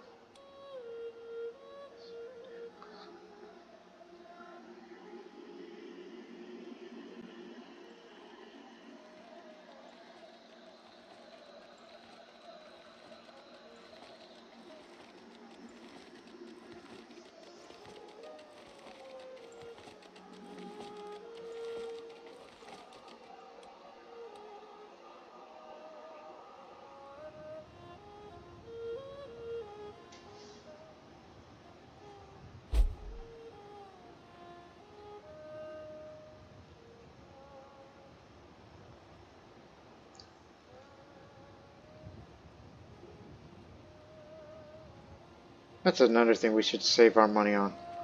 The future of building the grand Manichean temple in Khotan when I become Manichean again. Just we're about to set out to start snowing. I can't help but curse my poor luck. But I'd seen the clouds coming for a while, and it doesn't seem to let up anytime soon. If we want to make our journey on time, we have to set up, but riding through a snowstorm is risky at best. So let's rest here. Give us more opportunity of passing days where Silk Road trade comes up.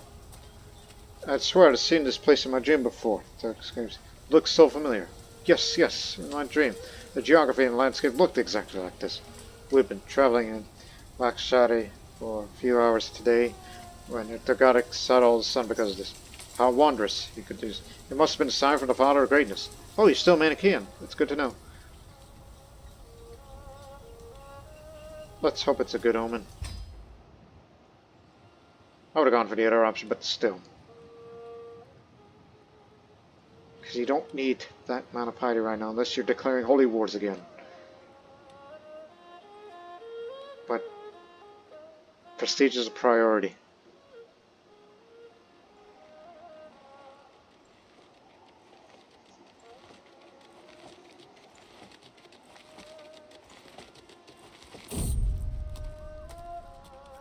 Keep doing it, even though it's peanuts compared to what we make monthly. Cutting cornerstones. Now it'll be slightly cheaper on top of other things that are cheaper to get now. And I'll be excited to get this perk. When I go Manichean again, I look forward to saving my money on building a grand temple. And take less time to do it. Especially when I appoint a royal architect. A damn good one at that.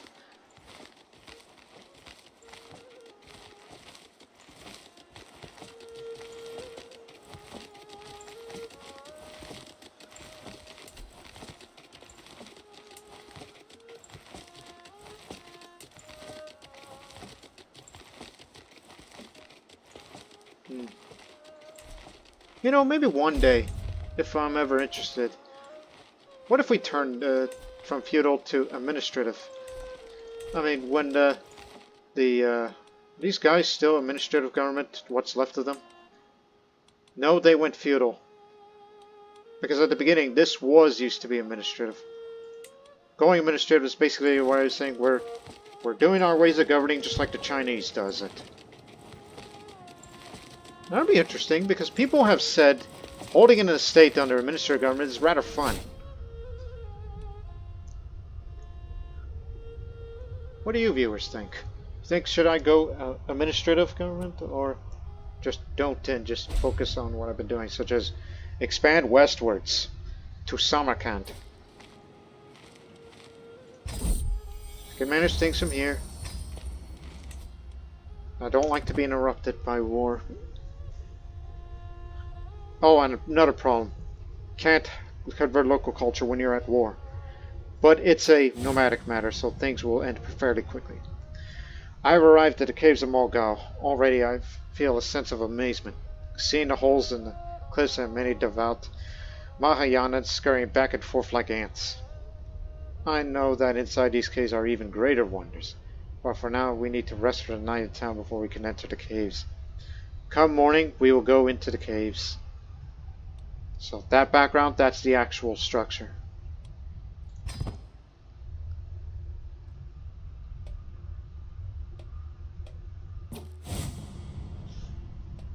I have entered the caves of Mulgao, and all I can think of is what glory, what supreme glory, what unsurpassed glory is the Lord Buddha and his teachings. As there are many caves here as there are people, it seems that each is filled with all manner of wonderfully crafted art, old and new paintings on the walls, intricately carved statues, and the ever-present pleasant smell of incense and offerings of food brought by both local monastics and visitors and pilgrims from further away. In these caves, amidst this illuminating art, I pray, I meditate, I reflect on the Buddhist teachings about samsara. There are many caves to visit. In particular, I'm interested in the caves that depict. Well, since you have built the cave, this does increase the chances of getting one of those modifiers. Let me see.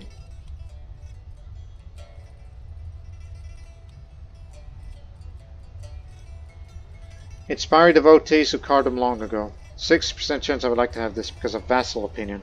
Because I want stabilization. If you can get every vassal to love you as much as they possibly can, they will more likely convert to Manichaeism while I convert back to it. Thus, the entire realm will be Manichean one day. That's the plan. At last, my visit to the caves of Uyghur Khanate. It was an inspiring trip seeing the beauty of these caves. I'm thankful that I've had the good karma to be born and learn and appreciate the sublime Mahayana doctrines in this lifetime. The caves here are perhaps one of the greatest reflections of such doctrines I have seen. May my deeds here benefit all sentient beings.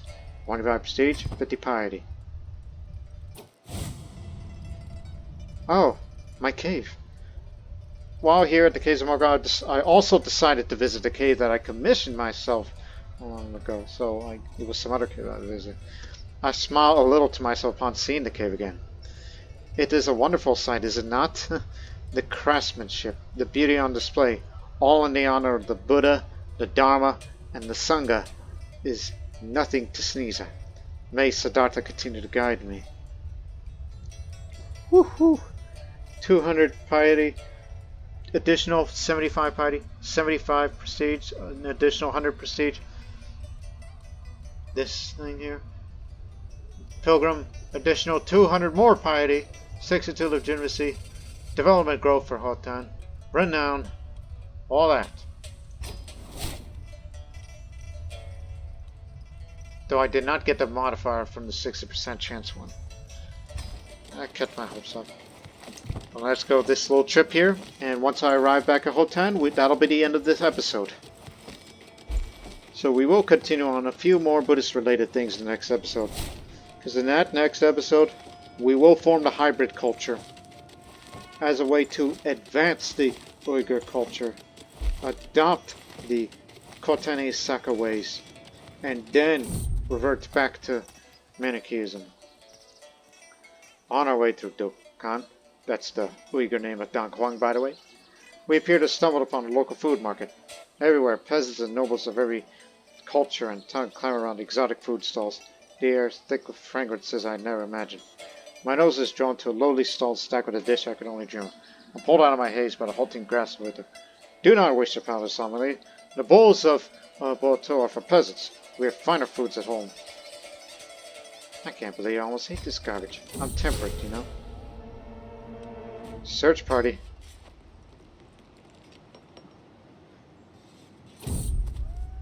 The Silk Road trade. You know what? Let's gamble for it. I got it. 106 gold. The journey through Yuminguan unveils sprawling pastures dotted with cattle. As my retinue pauses at the edge of the red field, herdsman approaches, cheerfully strumming his lute. He grants a broad smile and agree. My lady, he begins, these beasts are the pride of our province. Will you join me to witness our labor, restock your supplies, or partake in our famous Yuminguan blue cheese? Cheaper construction costs! Take that, take that, take that! Yes, show me how you work your herds. Back to the jail done. Once again, building construction costs, even more cheaper, even more development. So applying advanced herding techniques that picked up during the travels. Yes, yes, yes.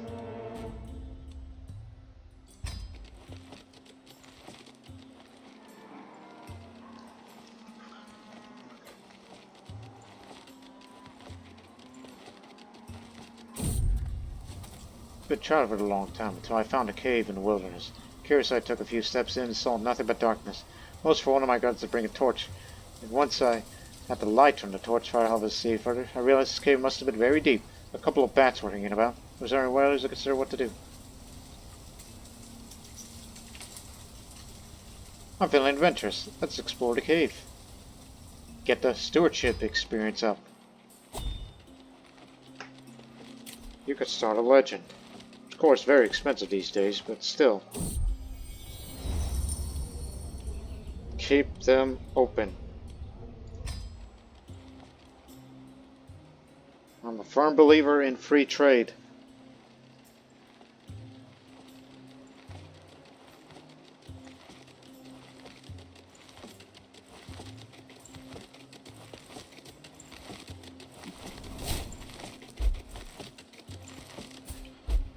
Alright, fellow warrior.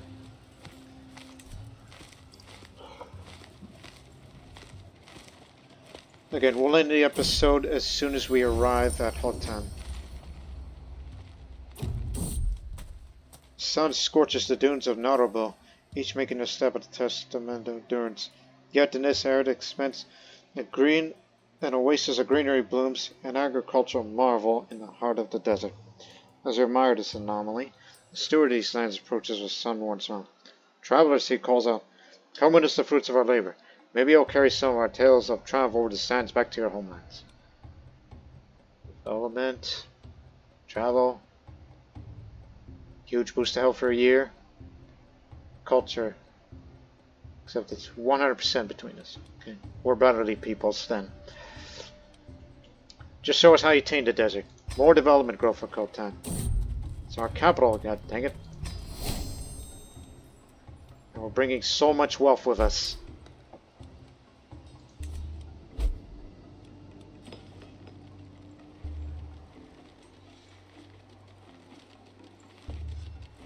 We're definitely using that wealth for donations in the next episode.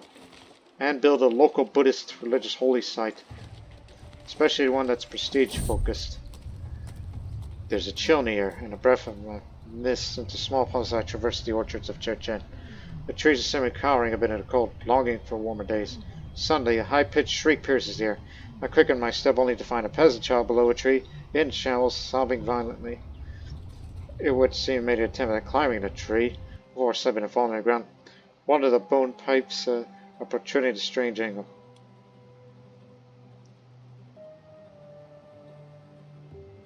There. Despite my, high dread, I can be compassionate. You treat him.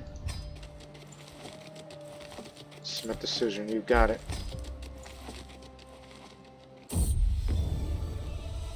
I returned to Tibet with the artifact from my journey. This necklace. An ornate yet delicate necklace of excellent craftsmanship. This necklace is forged from bronze and features a gorgeous onyx pendant.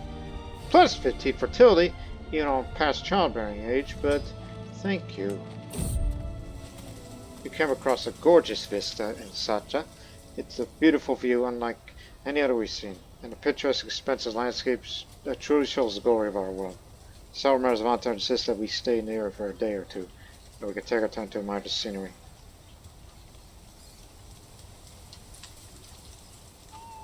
Yeah, let's pray to start then. Thanks. Right here. There's room for one more.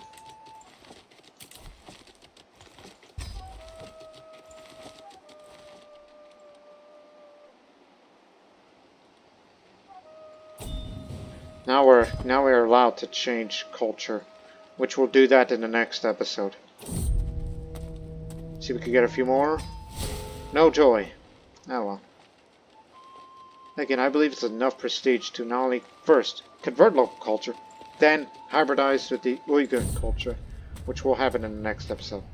Wild animals came to our camp last night while we were in Kadota. No one was hurt, but they did ransack some of our food supplies. We'll buy from the locals. We got lots of money. No problemo. I wonder what's no problem in the Uyghur language. Or any of you Turkic speaking peoples know the equivalent of no problem and all that. But nevertheless, so that'll be it for this episode. In the next episode, there will be a hybridization of the Vamna and Uyghur cultures. So therefore, we can lead our culture to finally advance towards early medieval after it's been behind the times for so long. Whereas they are wishing to be ahead of time, as they are now, and they will gain 2 more innovations from us, and we can give it to them. And in addition, of all that money that you just accumulated, give it to religious holy site, Mahabodhi, Nalanda, universities, all that. And then we'll turn our attention westward. Here to begin our conquest. And it appears there's an opportunity presents itself in Fergana.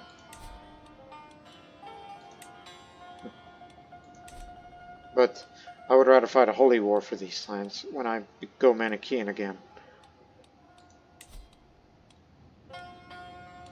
It appears you guys control Samarkand now. Samarkand is what the Kimaks call it. Yeah, Kimaks. That's what they are exactly.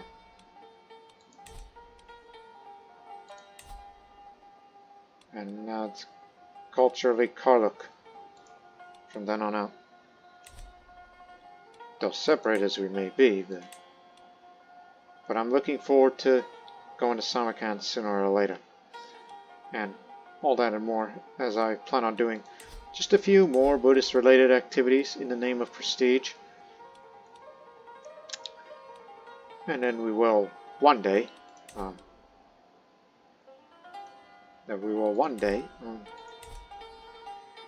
move forward with the times. So we will no longer be, culturally backwards anymore. So we'll see you in the next episode. But until then, so long for now.